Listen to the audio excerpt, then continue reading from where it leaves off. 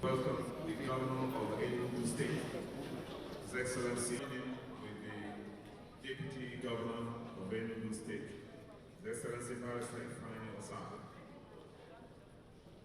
and other guests today. Now they are taking their place. The Republic of Nigeria. They will take me at the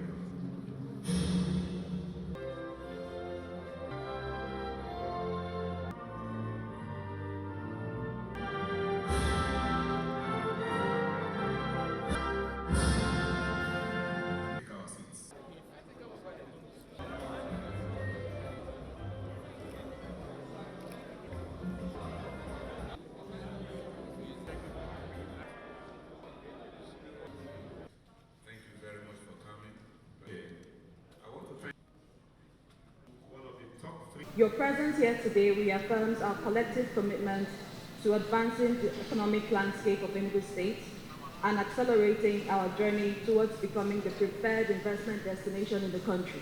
So it is critical for us today that ahead of the summit next year, we hear directly from you, the development partners and the domestic finance institutions who have played catalytic roles deploying capital for infrastructure development globally, as well as the private sector operators who have a wealth of experience implementing large-scale infrastructure projects.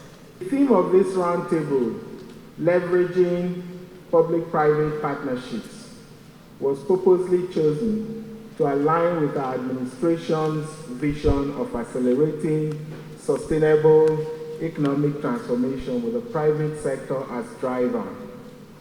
Therefore, this roundtable marks a beginning for long-term partnerships and cooperation for shared prosperity.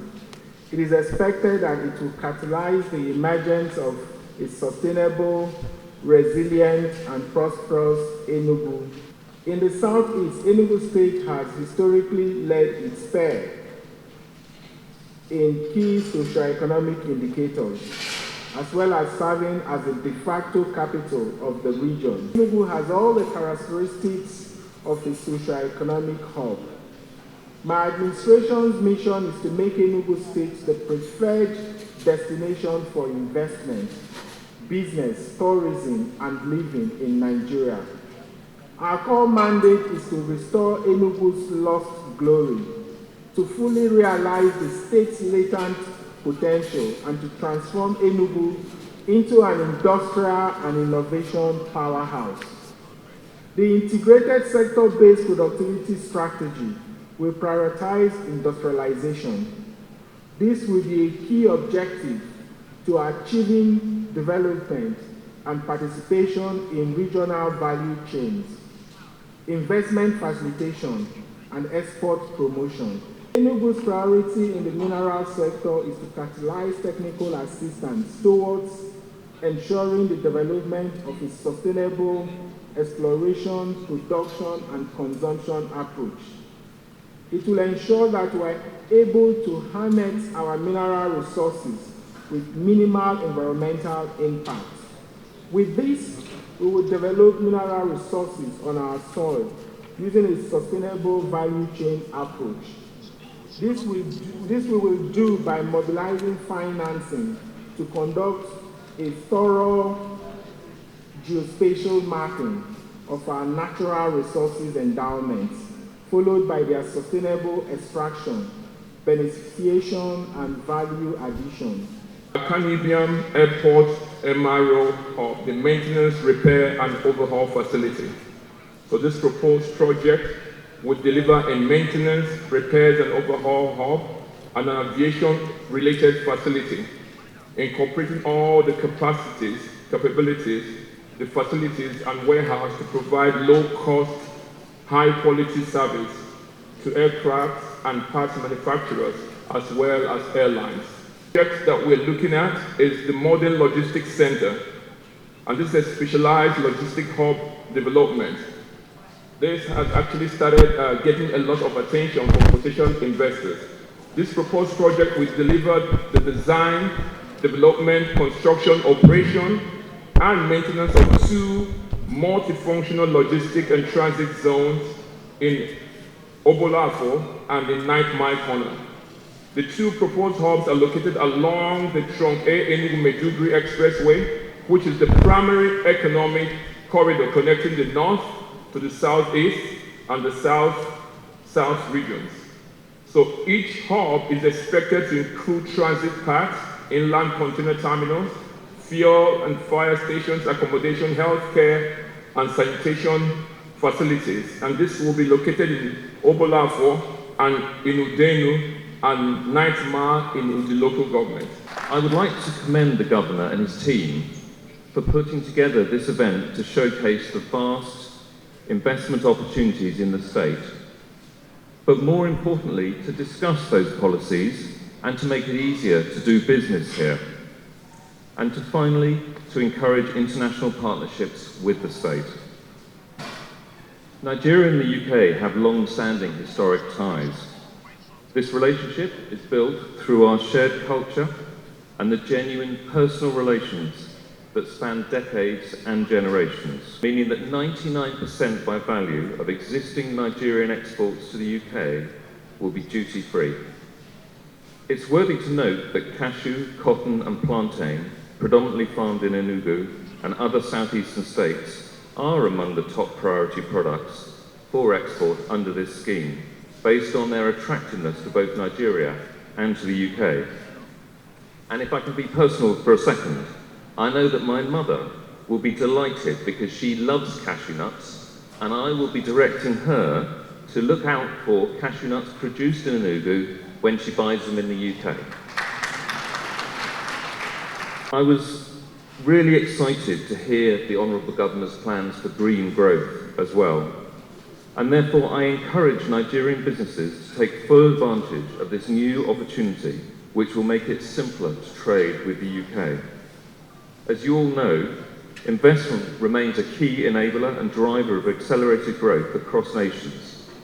The UK continues to demonstrate its commitment to the economic growth and development of nations such as Nigeria through our development finance institution, British International Investment. This institution provides flexible, long-term investment for businesses in developing countries.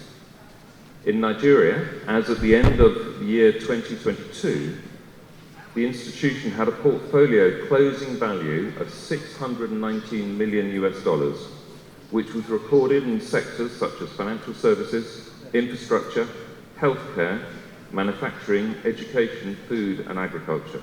Our mission is to help our members, our shareholders, eliminate poverty and make lives better for their citizens.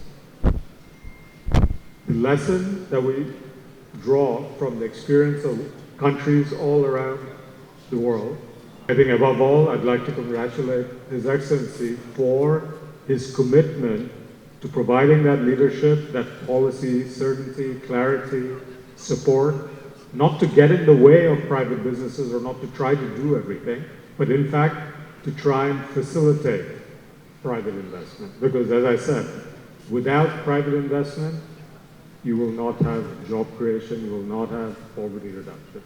So we're very happy to be here. I mean, we happen to also be supporting Enugu State through concessional financing, I think in a range of areas, primary healthcare, business enabling reforms, agricultural, agribusiness development. But what we're trying to do is to limit our financing to the things that the public sector and only the public sector can do, and then to support the state in opening up the space for everything else. A day when we have leaders that has a clear vision, which is one of the things I'm asked to talk about now is what it takes to make it work. One is vision.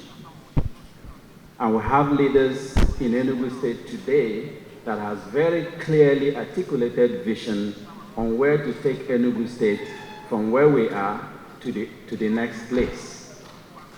That makes me feel that tomorrow is here. Within a few days in office, the government of Enugu State presenting to us, development partners, private sector, public and the private investors a clear list of what they call indicative projects, but actually more than indicative because they actually already know where they are going, the locations of those projects, and so on. So it makes me feel really, really happy that tomorrow is here. But there's a lot more work to be done. And that work to be done is now not only for the state, but also for all of us here who are development partners, the World Bank, the African Development Bank, IFC, Afri-Exim Bank, and all the development partners that are here for us to do the next thing, which is capacitating the states to make it work. And His Excellency, the Governor of the state, already talked about the human capital. Enugu State, from my research, is one of the most resourced in terms of human capital in Nigeria. Entrepreneurial, innovative, both the youths and women, but also the old men and old women of Enugu State. Everywhere you go, you find they're doing very well in their spheres of business. This event today is an opportunity to open up Enugu State to position itself not only to take advantage of what the diaspora can do, but also to take advantage of the opportunities presented by the African Continental Free Trade Area Agreement. The bank, African Export-Import Banks, provides support through three broad ways. We provide loans to governments, private sector companies, financial institutions, and we work with and through financial institutions or commercial banks whom we dub trade finance intermediaries.